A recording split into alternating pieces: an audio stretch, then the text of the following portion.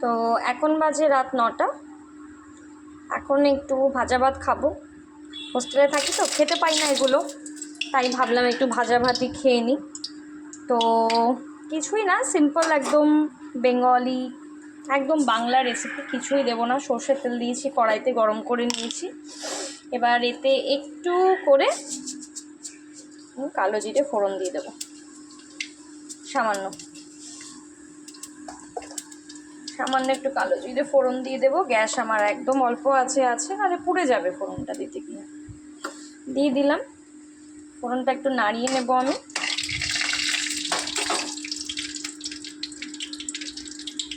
তো চলো, এর মধ্যে শুকনো লঙ্কাটা দিতে ভুলে গেছি, শুকনো লঙ্কা দেব। তারপরে এর মধ্যে দিয়ে দেব, দেখো, কাঁচা পেঁয়াজ আর কাঁচা লঙ্কা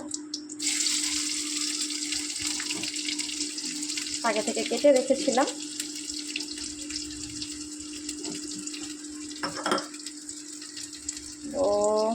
তো একটু ফ্লেমটা বাড়িয়ে দেবো গ্যাসে, দিয়ে এটাকে ভালোভাবে নেড়ে চেড়ে নেবো। খুন্তিটা খুঁজে পাচ্ছি না, খুন্তিটা কোথায় গেছে, তাই হাতা দিয়ে নাড়ছি।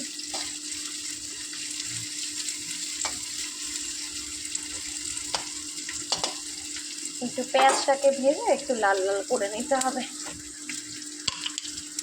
আমি এত সিস্টেমেটিক ওয়েতে দেখাতে পারছি না, যেভাবে বাড়িতে এমনি রান্না করি আমরা ডেইলি সেভাবেই দেখাচ্ছি। সিস্টেমেটিক ওয়েতে দেখানো পসিবল হচ্ছে না, যেভাবে আমরা সচরাচর রান্না করে থাকি। একটু হলুদ দিয়ে দিলাম সামান্য, আর একটু মনে হচ্ছে লাগবে হলুদ, ভাতও যাবে তো এতে, আর একটু হলুদ দিয়ে দিলাম।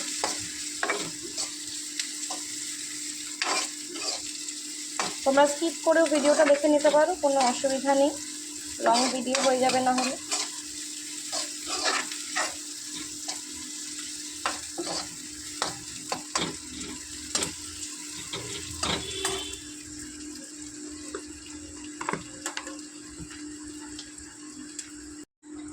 আমি আবার একটু আঁচ কমিয়ে দিয়েছি, কমিয়ে দিয়ে আমার অনেকটা ব্রাউনিশ হয়ে এসছে। এবার আমি নামিয়ে দেবো পেঁয়াজটাকে।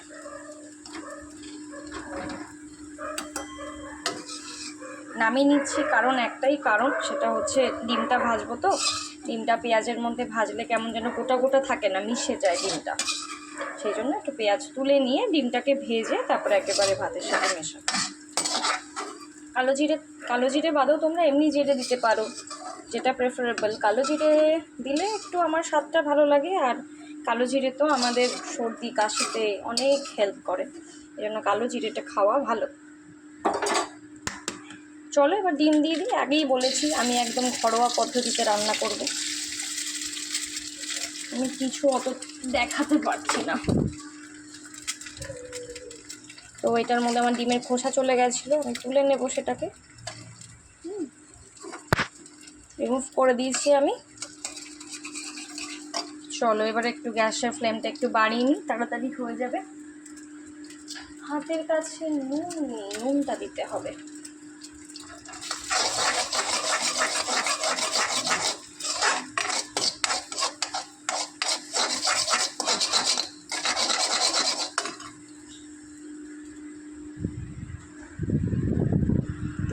নুন নিয়ে নেব।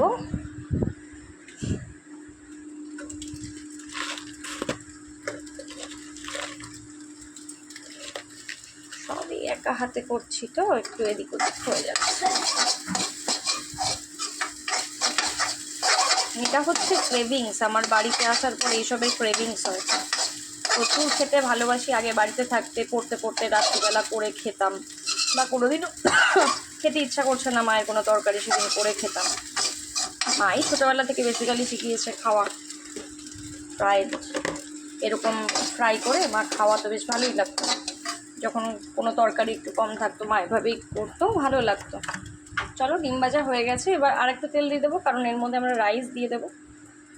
সামান্য একটু সর্ষের তেল দিয়ে দিলাম আমরা। সর্ষের তেলটা সামান্য একটু গরম করে নেব, নিয়ে তারপর এর মধ্যে ভাত দিয়ে দেবো। কাঁচা কাঁচা গন্ধটা ছেড়ে গেলেই আমরা এর মধ্যে রাইস দিয়ে দেবো।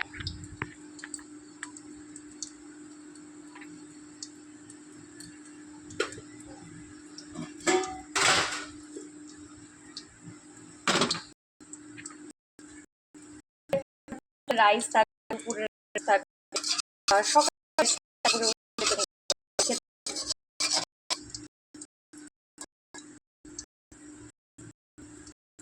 তেলের কাঁচা মোটামুটি চলে গেছে।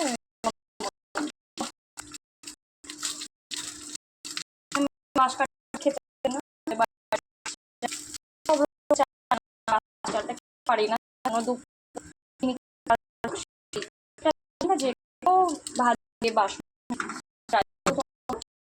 চিকেন দিয়ে পারো। আমি বলি এই নর্মাল পছন্দ করি, নর্মাল সবসময় লেভেল হাতের, তো এটা খেয়ে আমি অভ্যস্ত, এভাবেই খাই। পুরোটা দিয়ে রাখা সেই থেকে যে পেঁয়াজ ছিল আমার, পেঁয়াজ আর লঙ্কাটা,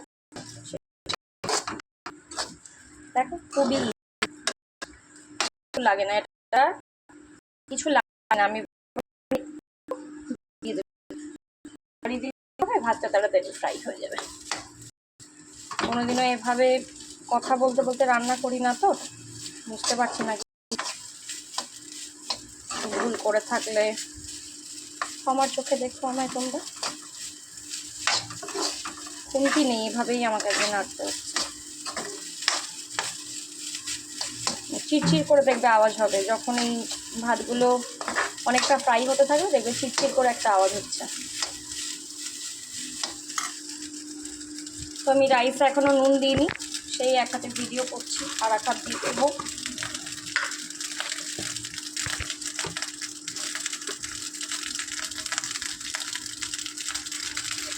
সামান্য যতটুকু তোমরা দিয়ে দেবে। দেখো চিড়চিড় করতে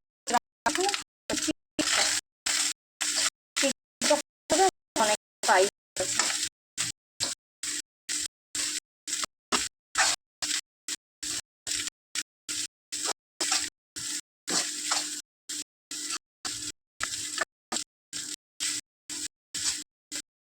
দেখো ডিম পেঁয়াজ পুরো লেগে লাগতো না, খেতে লাগতো ডিমটা। দেখো ডিমটা বোঝা যাচ্ছে।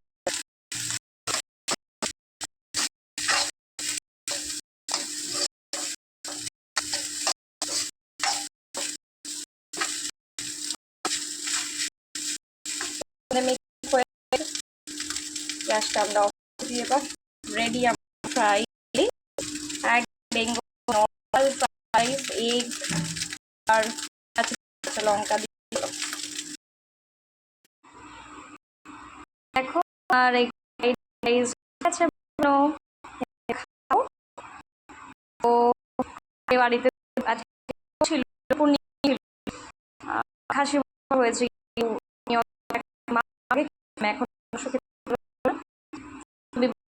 করি। তো বলো